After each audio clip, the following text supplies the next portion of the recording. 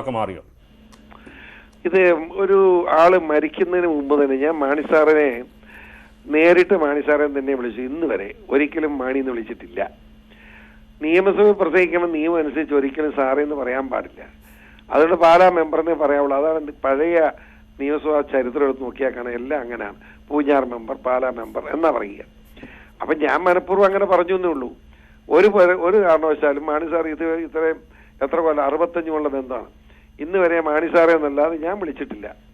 പിന്നെ മാണി എന്ന് പറഞ്ഞിട്ടുണ്ട്, KM മാണി. രാഷ്ട്രീയത്തിൽ പബ്ലിക് വേദി പ്രസംഗിക്കാൻ മിഷയ്ക്ക് ബഹുമാനപ്പെട്ട KM മാണി എന്ന് പറയുന്നതാണ് ശരി. അത് മാണി സാർ എന്ന് പറയേണ്ട കാര്യമില്ല. എങ്കിലും ഇപ്പോ മാണി സാർ എന്ന് പറയുന്നതാണ് ശരി എന്നെന്റെ മനസാക്ഷി പറയുന്നു. മാണി സാർ എന്ന് അദ്ദേഹം തന്നെ ഫോണിൽ എടുക്കുമ്പോൾ മാണി സാറാന്നാ പറയുന്നത്, മനസ്സിലായില്ലേ? കാരണം അത് ഒരു മാണി സാർ എന്നുള്ളൊരു പേരായിപ്പോയി, അല്ലാതെ വേറെ മാറ്റമില്ല. മാണി എന്ന് വേറൊരു പേരില്ല, മാണി സാർ എന്നേ പേരുള്ളൂ. പിന്നെന്ത് ചെയ്യാനാ? അതാണ് സത്യം. അദ്ദേഹത്തോടുള്ള ആദരവ് അത്ര വലുതാണ്. നമുക്ക് ഓർക്കാതെയും മറക്കാൻ പറ്റുന്നതല്ലെന്ന് അദ്ദേഹത്തിന്റെ ജീവിതം. ആർക്ക് മറക്കാൻ കഴിയും? അതുകൊണ്ടാണ് ഞാൻ പറഞ്ഞത്.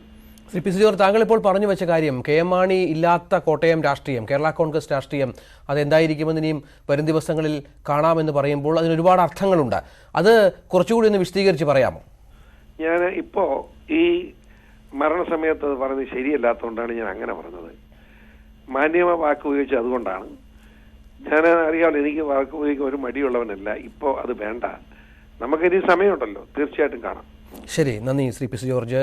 രാജീവ്, ഇത്തരത്തിൽ പി. സി. ജോർജ് പറഞ്ഞു വെച്ച കാര്യം, KM മാണിയുടെ അസാമാന്യമായ മെയ്വഴക്കം, ദീർഘകാലം ശത്രുക്കളായിരുന്ന ബദ്ധശത്രുവായിരുന്ന ജോസഫിനെ പോലും ഒപ്പം